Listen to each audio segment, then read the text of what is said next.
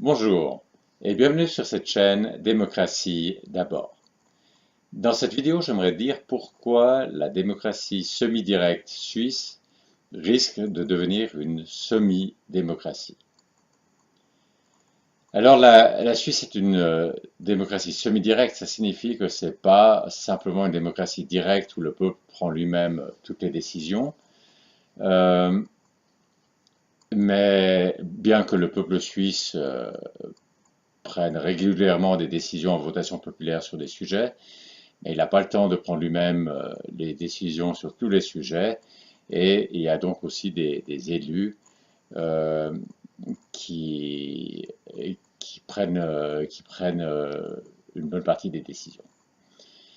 Donc il y a simultanément l'élection de représentants et puis des votations sur des sujets.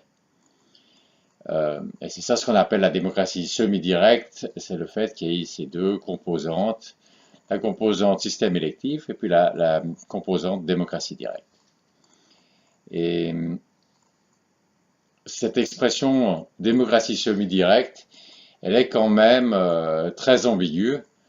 Premièrement parce qu'on semi-direct, on a l'impression que c'est à moitié direct et à moitié le système représentatif. Et puis on se pose la question de savoir le pouvoir ultime, il est dans laquelle de ces deux moitiés. Et en particulier le pouvoir ultime de décider ce sur quoi le peuple peut décider. Euh, et en Suisse, il est très clairement chez le peuple. Donc toute modification de la Constitution euh, doit être soumise en votation populaire. Et puis les citoyens eux-mêmes peuvent, par une initiative populaire, proposer une modification de la Constitution qui sera elle aussi soumise en votation populaire. Donc la Constitution est entre les mains euh, des citoyens et c'est là que c'est écrit qui fait quoi, quels sont les pouvoirs que le peuple conserve pour lui-même et quels sont les pouvoirs qu'il délègue à des représentants. Donc le pouvoir ultime en Suisse est entre les mains du peuple. Donc la Suisse est une démocratie. Et donc cette expression semi-directe, démocratie semi-directe, ça donne l'impression que c'est moitié-moitié, alors que ce qui domine est la partie directe, dans le sens que c'est le peuple qui dispose du pouvoir ultime. Et puis l'autre ambiguïté de cette expression semi-directe, c'est que on voit pas très bien comment c'est, juste l'expression elle-même dit pas comment c'est divisé. Disons les compétences des citoyens et des élus. Alors, ce qui se passe, c'est que les élus font leur travail comme partout ailleurs dans un système représentatif. Et puis simplement, il y a des droits de démocratie directe qui permettent au peuple de faire un veto sur certaines lois, par exemple, ou bien de prendre l'initiative et de proposer donc un nombre requis. Si le nombre requis de signatures est réuni, alors il y a une proposition qui peut être soumise en votation populaire. Euh, mais à part ça, disons, le système représentatif, le système électif, fonctionne finalement comme ailleurs. Il y a évidemment des interactions, c'est pas juste les deux systèmes sont plaqués l'un sur l'autre. Évidemment que le fait qu'il y ait une démocratie directe modifie le fonctionnement du système électif. Et ça, je fais une autre vidéo sur ce sujet. Ça a aussi un impact sur le peuple lui-même. Je fais aussi une autre vidéo sur le sujet. Donc, c'est pas des deux systèmes qui sont juste plaqués l'un sur l'autre. Mais disons, le système électif fonctionne, à part qu'il doit tenir compte du fait que le peuple peut en tout moment mettre un veto ou venir avec une proposition, le système électif fonctionne un peu comme ailleurs. Euh, voilà, donc ça c'est la démocratie semi-directe et c'est un terme ambigu parce que il risquerait d'y avoir un glissement sémantique où semi-direct, cette même expression pourrait signifier tout autre chose que ce que ça signifie maintenant.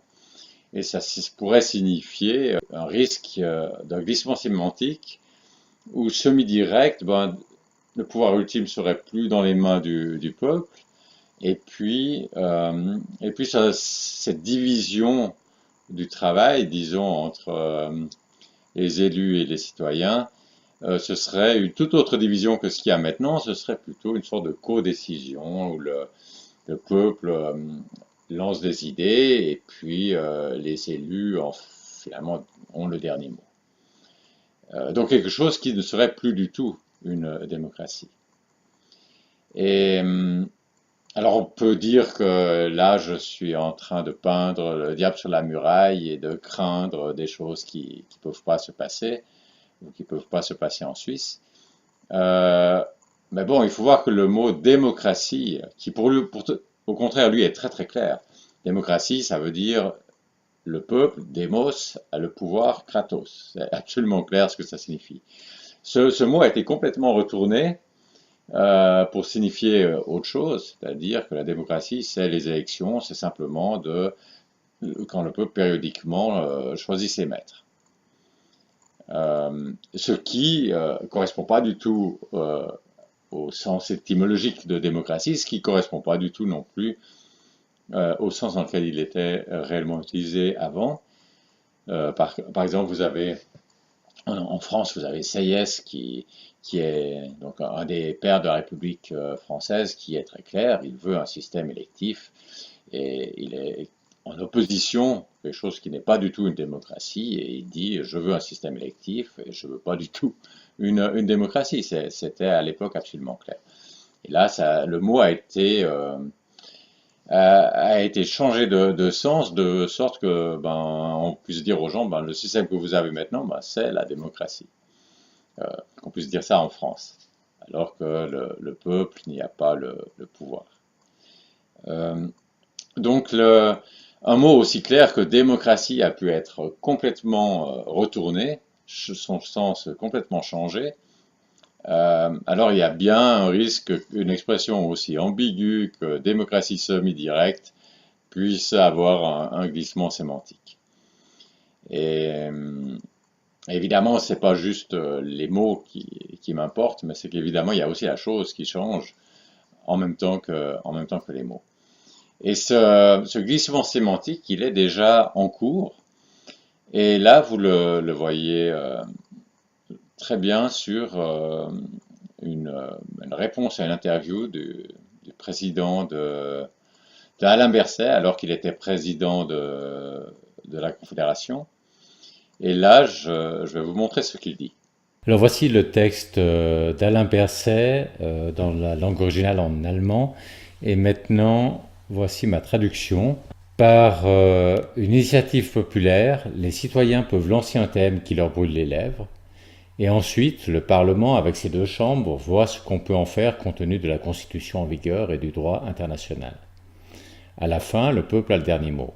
Mais ceci n'enlève pas le pouvoir au Parlement. Donc, pour être plus précis, nous avons une démocratie semi-directe. Alors, le problème avec cette conception de la démocratie semi-directe, c'est que le peuple simplement lance un thème, et c'est ensuite les élus qui voient ce qu'on peut en faire. Donc c'est une sorte de codécision où les citoyens lancent un thème et puis les élus finalement décident ce qu'ils peuvent en faire. C'est vrai qu'Alain Berset dit à la fin le peuple a le dernier mot, mais ça se réfère au fait que par exemple si le peuple a décidé quelque chose au niveau de la Constitution, a introduit par exemple un article, une modification constitutionnelle, au moment où il faudra mettre en œuvre cette modification constitutionnelle, ce sera une loi et cette loi sera soumise au référendum facultatif. Ça veut dire qu'il y aura une votation si suffisamment de citoyens le demandent. Et ça, il n'y aura pas forcément une votation, même si les gens sont contre la loi proposée, parce que ça demande des ressources à la société civile pour réunir toutes ces signatures, et ils ne peuvent pas réunir des signatures azimut dans toutes les directions, donc ils doivent choisir leur combat, et Et peut-être même si ce sujet, ils sont contre, peut-être qu'ils n'auront pas les ressources pour réunir les signatures pour qu'il y ait une votation populaire et donc que le citoyen ordinaire puisse donner son dernier mot. Euh, et même s'il y a une votation, vous voyez qu'il y a un problème pour le peuple. Parce que admettons que le peuple ait décidé dans un article constitutionnel de faire 10 km dans une direction. Si les élus viennent avec une loi qui fait 100 mètres dans cette direction, que doit voter le citoyen qui était pour les 10 km? Est-ce qu'il doit voter pour cette loi, mais c'est seulement 100 mètres alors qu'il voulait 10 km? Ou bien est-ce qu'il doit voter contre cette loi parce que c'est 100 mètres et qu'il avait demandé 10 km? Mais quand même 100 mètres, c'est mieux que rien. Donc le citoyen se trouve en porte-à-faux lorsqu'il s'agit de donner son dernier mot pour le cas où il a l'occasion de le faire parce qu'il y a réellement une votation populaire.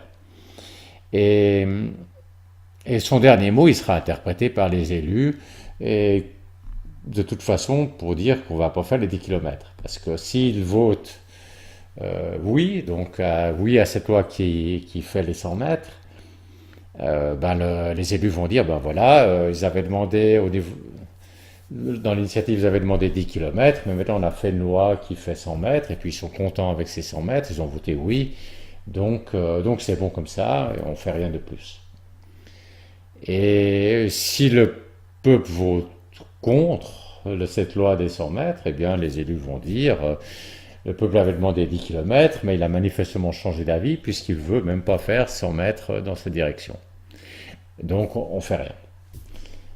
Donc dans les deux cas, que le peuple vote oui ou qu'il vote non, les élus peuvent en tirer la conclusion qu'on va de toute façon pas faire les 10 km.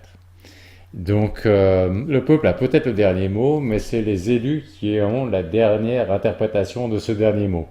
Et parfois l'interprétation est plus importante que le mot. Dans ce cas-là, on a quand même une conception de la démocratie semi-directe où au final les élus font ce qu'ils veulent.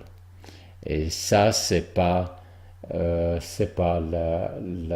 conception habituelle, ou jusqu'à maintenant, de la démocratie semi-directe en Suisse. En principe, quand il y a une votation populaire, c'est ensuite un mandat impératif de l'appliquer. Évidemment, là, ce texte mentionne des questions de droit international, et c'est vrai il peut y avoir là des problèmes en lien avec le droit international, si une initiative qui a été acceptée est en contradiction avec le droit international. C'est là un sujet compliqué sur lequel je reviendrai dans d'autres vidéos. Mais le point important à retenir pour l'instant, c'est que cette conception de la démocratie semi-directe, c'est une conception où à la fin les élus font ce qu'ils veulent et ce n'est donc pas une démocratie. Le démos n'a pas le kratos. Voilà pour cette citation d'Alain Berset, alors président de la Confédération. Vous voyez qu'il y a le glissement sémantique sur ce que signifie la démocratie semi-directe est déjà en cours et il va falloir défendre cette démocratie suisse si on ne veut pas qu'elle devienne un jour une semi-démocratie, voire plus une démocratie du tout. C'est-à-dire si on veut éviter que le pouvoir ultime échappe aux mains du peuple. Je vous remercie d'avoir écouté cette vidéo et à la prochaine.